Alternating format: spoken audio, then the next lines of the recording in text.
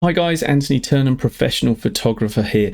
2 years ago I photographed this kitchen for a well-known New Zealand kitchen designer. I was really proud to be involved with the project because this kitchen actually went on to win International Best Kitchen of the Year and the awards in London. Now I initially edited the photo in Lightroom and then did all my retouching in Photoshop. As you guys who follow my channel will know, I've been using Luminar AI more and more as the months have gone on, and as I recently decided to redo my architectural photography website, I've been going back through my old catalogue and re-editing some of my older work. And going back through my old work, re-editing it, it got me wondering, could I take photos that I've painstakingly edited in the past in Lightroom and then taken into Photoshop for the retouching? Could I achieve a similar or even better result using Luminar AI, a piece of software that's designed to make the photo editing process much easier, much quicker, and is also stupidly affordable as well. So let's load Luminar AI and take a look what we can do.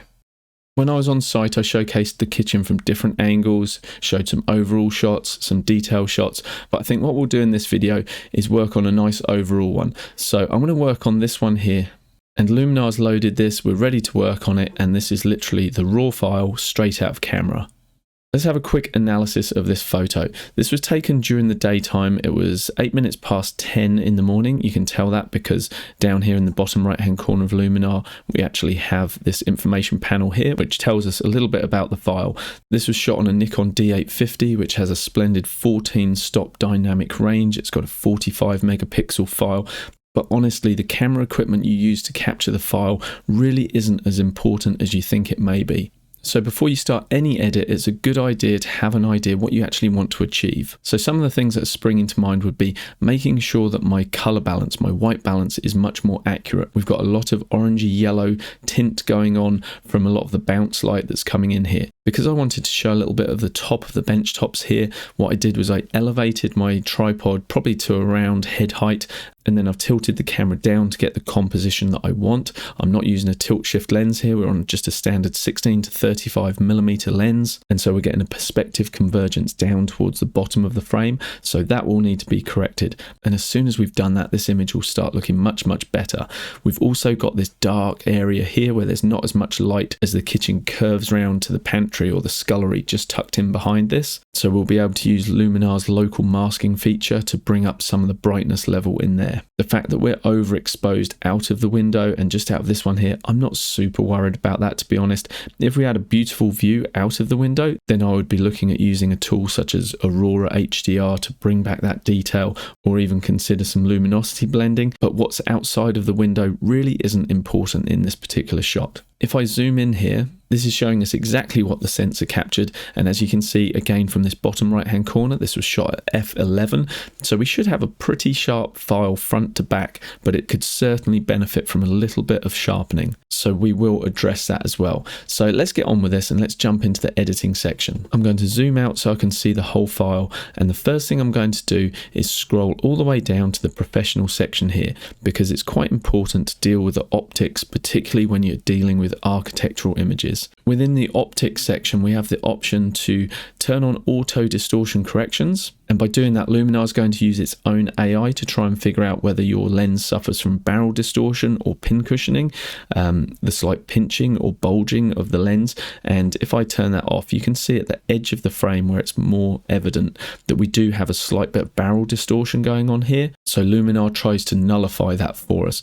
But what I prefer to do is actually drop down the advanced settings and come into the lens distortion slider here. And as you slide that, you can actually make that change yourself. And here you can see pin cushioning and bulging, the barrel distortion. And basically you can just play with that slider until you decide that those lines at the edge of the frame are nice and straight.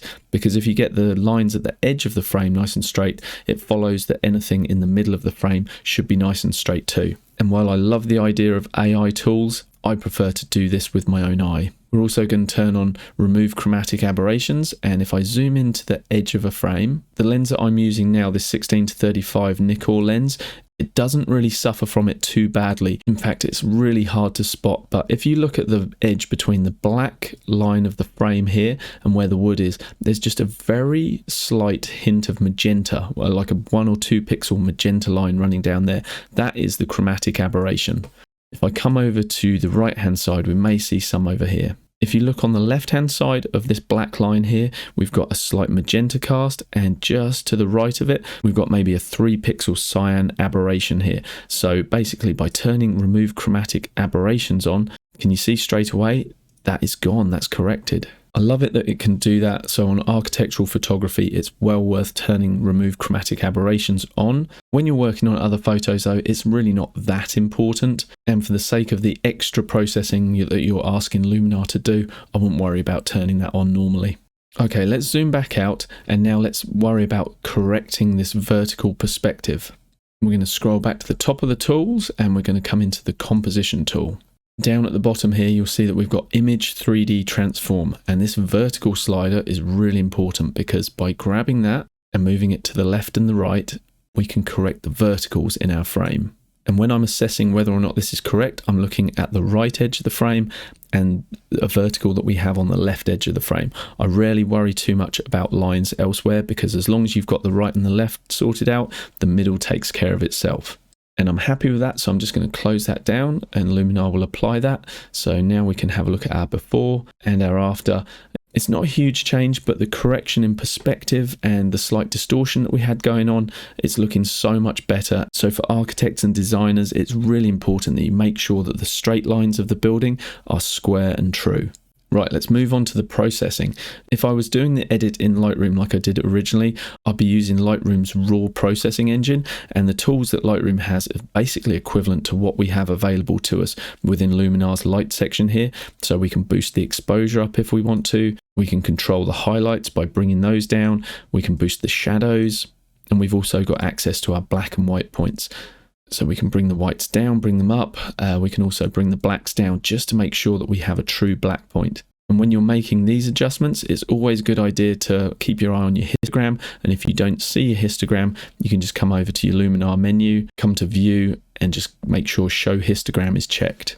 In Luminar, just as in Lightroom, it's really important that rather than using just a default profile, if you have access to your camera matching profiles, it's really beneficial to select one. So your colors are going to be much more accurate. I like to work on a camera neutral profile. So rather than going for something that's more punchy like a Vivid or Standard, which is going to introduce contrast into your file, which you may like. But what I prefer to do is if you want contrast in your file, do it yourself, control it manually with the sliders and potentially the tone curve as well. But start with the camera neutral profile, because that's going to give you more control, and it's also going to give you a greater latitude in the details of the shadows and the highlights. Okay, next let's sort out the white balance. So one of the easiest ways to get the white balance correct is to select this little color picker here and then selecting a neutral target point. So if you know that some area on this should be neutral white, neutral gray, you can just click it and Luminar will adjust the temperature and tint accordingly. You can come back in if you get it wrong, you're not happy with it, and you can click again, you can click somewhere else. I could click on the front of this. Hopefully you guys can see the problem with doing it this way. The walls that should be a neutral white, the metal reflective bit here, which is a grey, and the black bit here, which you would think would be ideal areas to sample from. Everywhere is illuminated with a slightly different colour. Like you can see up here, we've got a very orange tonality, and that comes from the reflection from the wood combined with the tungsten lighting. Whereas on the front panel of the kitchen bench top here, where it's white, it's actually got a bit of a blue hue, and that comes from the daylight pouring through the window here. So what do you do in this situation? Well, normally what I'll do is I'll click a few different areas and start to get a feel for what the numbers actually read. And mentally, I'll just log that 4200 minus 10, and then I might click somewhere else, see what that reading is, 3300 plus 4. And by doing that, I'll start to, in my mind, just get a kind of average of the color temperatures that I like the look of. And then I'll come back in and just kind of dial it in manually. And by doing a little bit of rough maths in my head, like it's very rough, I'm kind of coming up with average figures here and just dialing that in and then using my color accurate monitor just to judge things a little better. I'm setting it at a place that I feel comfortable with. I know that we still have a very blue hue on the front of this, but I can now deal with that. If I ignore the blue on the front of this, the rest of the kitchen is looking pretty good. Okay, because we're in Luminar, we might as well jump into some of the AI tools. So let's go into Enhance AI, grab the Accent AI slider, and let's smash that up to 100 and see what it does. Okay, let's toggle this off. and toggle it on, and as you can see, it's making a lot of adjustments for us. It's doing local contrast, global contrast, it's bringing back shadow detail, highlight detail. It's doing an awful lot, and I always like to push this to 100, as you guys who follow my channel will know, just so that I can actually see this is the easiest way to make an edit in Luminar. What's it doing for me? Can I use it? Can I benefit from it? And normally I'll never use it at 100%, but that shows me what this particular tool is capable of. I'll then ease it back to a point that I feel much happier with, sort of maybe around that 30 mark, maybe 40. But what we can also do is go a little stronger and then use the masking tool just to paint this in. So I'm going to drop the opacity to 50%. That's going to bring this effect back down to half of this value, so it'll be 35. So as I paint this in, we're getting the equivalent of 35 again, which was where I felt a bit happier with things. So I'll click and start painting. And I want to do more of it over just the kitchen, because that's the area that I want people to focus on. And by doing it in that way, where we're painting back the effect at half the value, that then gives us the ability to come in if we want to increase the effect in any areas. So for example, if I want to leverage that effect a little bit more just on this bench top, for example, I can come in, do another pass with another bit of brushing, and now we've increased the effect beyond the 35 amount that we created initially by doing one pass of painting at 50%. And now let's toggle this off and toggle it on. And we've introduced the accent AI, but we've done it in a much more subtle way. And I like that. So let's move on from there. The next thing we can look at is structure AI. If I grab this and push it to 100% as well, when Luminar's done its calculations, boom, you can see that it's really adding a lot of crunchy detail. And at first glance, it kind of looks like HDR done really badly. But when you look at the textures in the wood, all the grain, it's really bringing that stuff to life. And so just like with the Enhance AI tool, where we painted it back in where we wanted the effect, we can do the same thing with the Structure AI tool. We can now bring it back down, maybe around 50%, add a mask, and then paint that mask in again with a low amount, so sort of 50%. That's going to give us 25% of the total amount, because we're set at half of the structure amount, so we're already at 50%, and now we're going to paint half in with 50%. So we're about 25% of the effect where I paint this now. So I'm just going to go over some of the wood grain. Even round at the back of the sink, it looked quite nice, quite appealing. So let's toggle this off and toggle it on. And if you think maybe it's a little bit too much, and I'm just going to paint it away from some areas. And again, I'm not going to do it 100% to remove it completely. I'll paint back with 50%. And so just in these darker corners here where we've got a bit of shadow, just going to remove that crunchy effect a little bit. And I might do it just down the side here as well. Maybe remove a little bit from the floor. And if we really want to, we can actually just drop the amount down a little bit as well. Because these tools are so powerful, I find it's really easy just to overbake things a little bit. But as you guys who use Luminar AI will know, it's super easy just to grab the overall slider once you've finished doing your edit and just reduce the overall amount. So we can do that right at the end. But for now, let's press on. Now I'm going to jump into the color section here. And one thing that I would like to do is just reduce a little bit of this sort of vibrancy from the orange here. The wood paneling, if you look at the front of the kitchen benchtop here, it's got quite a different hue in the back here. It's a much stronger, more saturated orange. And from working with this designer before, I know that she likes a more muted look to her photos. And I think it's important to understand what the aesthetic preferences are of your client, and then you can better cater your edit to match that client. Because if I had have sent this back to my client exactly as it is, she would have said, those oranges are too strong. Can you tone them back a little bit? And of course we can do that. So let's jump into the hue saturation section here. And I'm just going to come into the saturation itself, and we can grab the orange and just reduce that. So if I take it all the way to the left, you can see that we're pulling that orange out completely.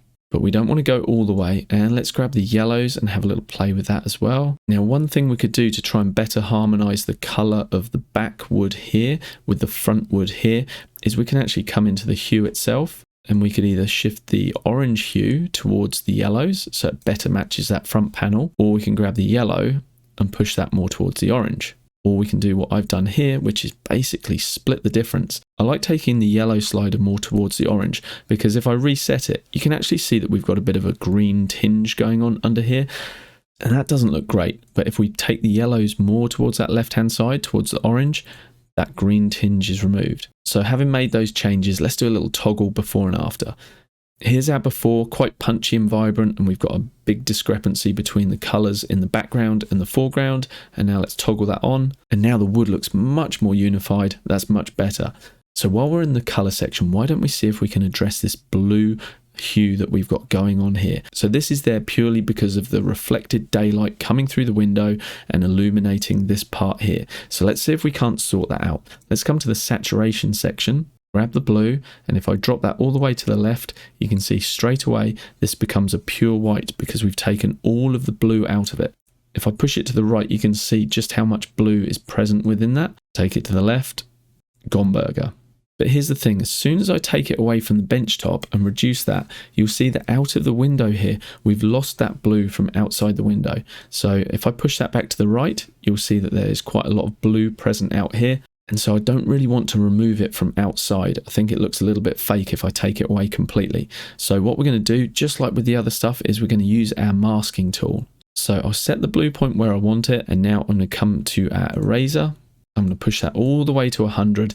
And I'm just going to remove the color changes that we've made just from outside the window. I might just come back in with a smaller brush and just refine this mask. Just using the left and right bracket keys on your keyboard, you can change the size of your brush.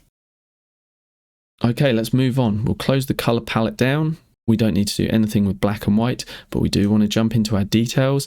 As we spoke about earlier, it needs a little bit of sharpening, and I really like Luminar's sharpening feature. So let's zoom in, and I'm not going to worry about any of the detail masking, the size of my mask, or anything like this. All I'm going to do is just increase the sharpening and have a look what we're doing. I'll move to the left just so that we can see this plant as well. We can see all the detail on the bench top.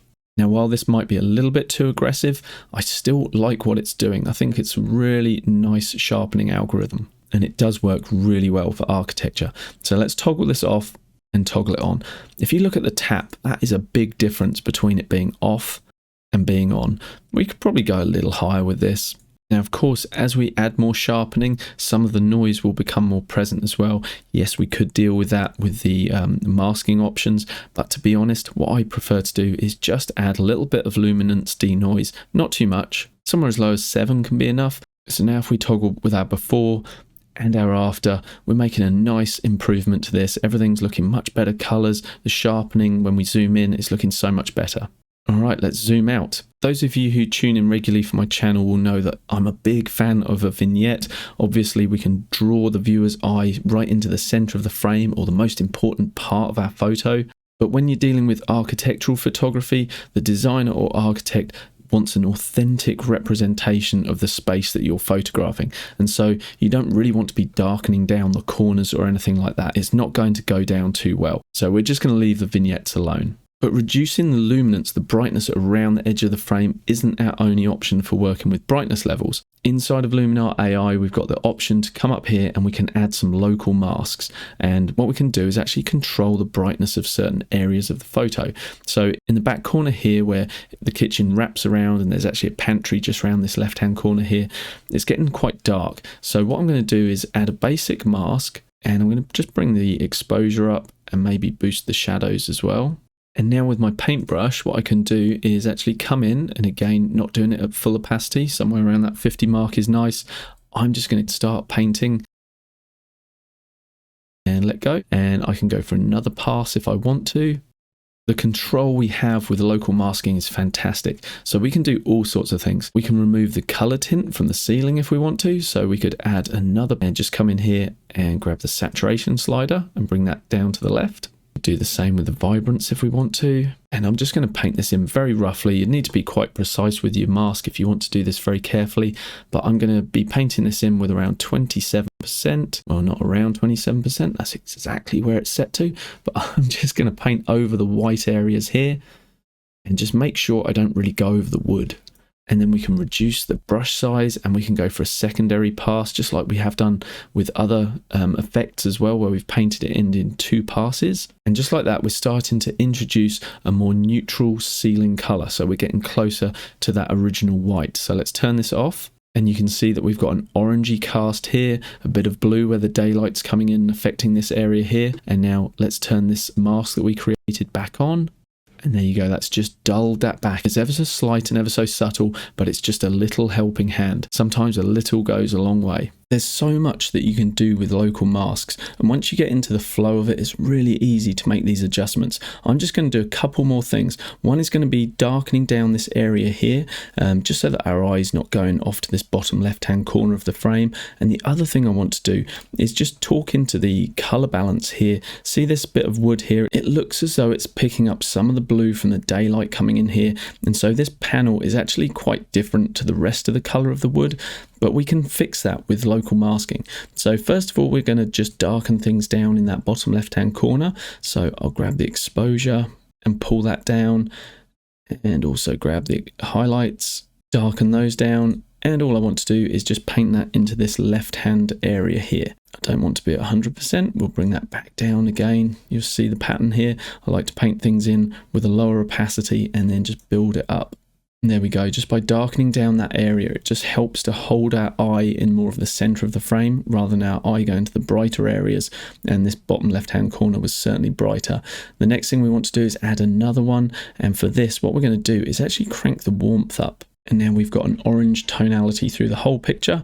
But what we're going to do is grab our brush, and with a lower opacity this time, because we've gone for 100% in that change, we want to just gently paint this in. So I'm going to click once, paint over both panels to start with, and then I'm just going to start layering this in just more intensely on the left hand side of the panel here, so we get more of the effect on this left hand panel.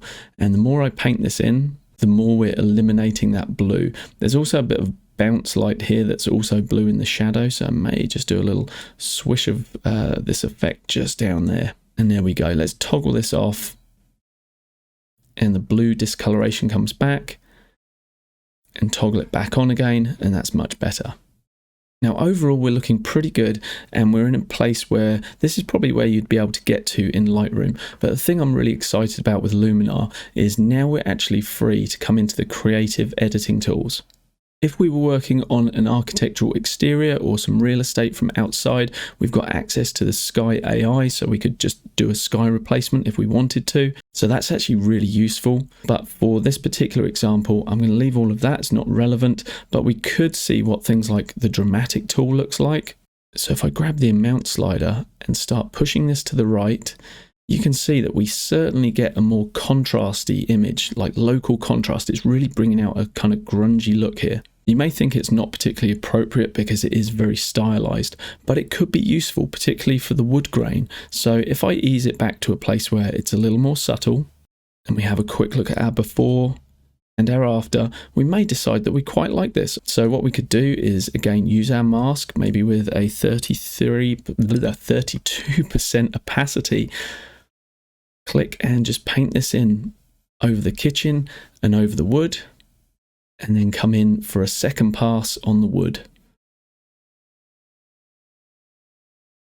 Okay, so let's turn this off and have a look before and turn it back on. That's not bad. I quite like that, and done with subtlety, it's a nice addition to the image, and that's a sort of creative effect that we're just not able to do inside of Lightroom. So that's a win for Luminar. Okay, so that's the dramatic filter.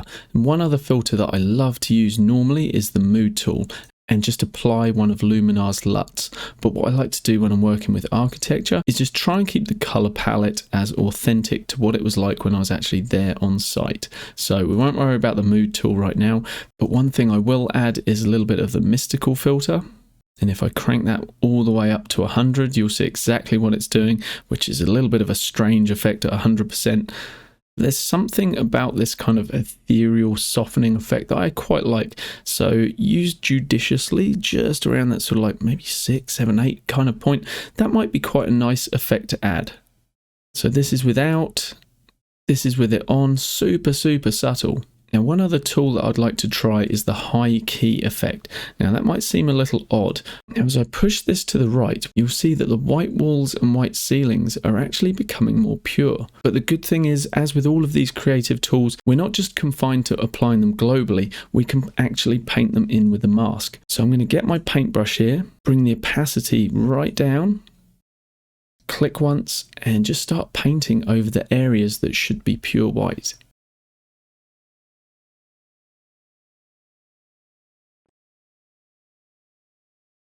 don't need to be super precise with this. Let's have a little look at our before and our after. I actually didn't mind the high key effect over the whole image, but I want it nowhere near as strong as that. So what I'm going to do is actually get the paintbrush again, and with a very low opacity, maybe sort of 20%, and a nice big fat brush, I am just going to paint over pretty much the entire picture, at least all of the interior anyway.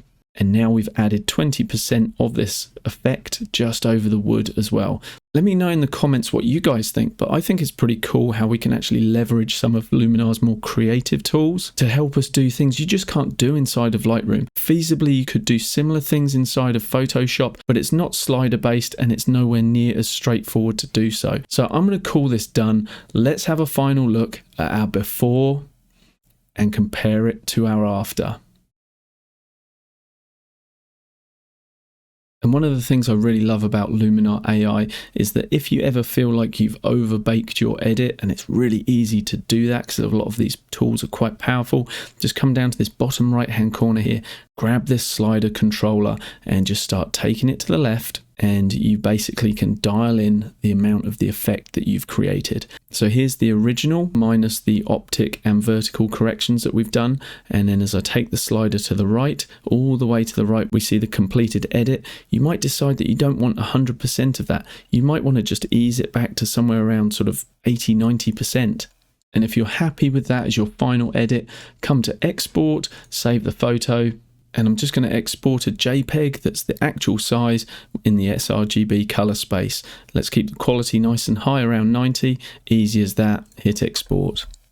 By working through this edit, I think I've shown to myself that Luminar AI is more than capable of doing at least what Lightroom can do, and then it's actually adding on to that by allowing you to do creative effects as well. A lot of people think that Luminar AI is just for beginner photographers, and while it is really good as a tool to get you up and running because you've got all the AI templates and a lot of AI functionality built into it just to assist you with your edits, the fact that we can add a camera profile, adjust the optics, adjust the perspective correction on the photo as well, just means it is actually capable of much higher level editing as well. On top of that, I really like the fact that I could add those creative tools to my edit as well, something I would normally need to have to do inside of Photoshop. Overall, I think this has been a really successful experiment for Luminar AI. If there was one area where I think it may struggle or potentially fall down, that would be when we have to do a bit of luminosity blending, different brightness values. So I think we'd be unable to salvage the really bright patch where the sun's hitting the exterior here, but you can certainly get around that by bringing in your different exposure layers inside Luminar AI through the texture panel. And that's another video in itself, but it is possible to do that. My preference for putting bracketed sets of images together is with Aurora HDR, because that's the best software for creating a really believable HDR blend. And when you're dealing with architectural imagery, you want that level of authenticity in your final file. So if you do a lot of HDR work for real estate photography, architectural photography, Aurora HDR is probably the way to go. Okay guys, I'm going to leave it there. Thank you so much for watching. If you want to learn more about photo editing or architectural photography, please subscribe to the channel. If you've enjoyed this, give me a thumbs up, and I'd love to hear your thoughts in the comments. Thank you very much guys. I'll see you in the next video.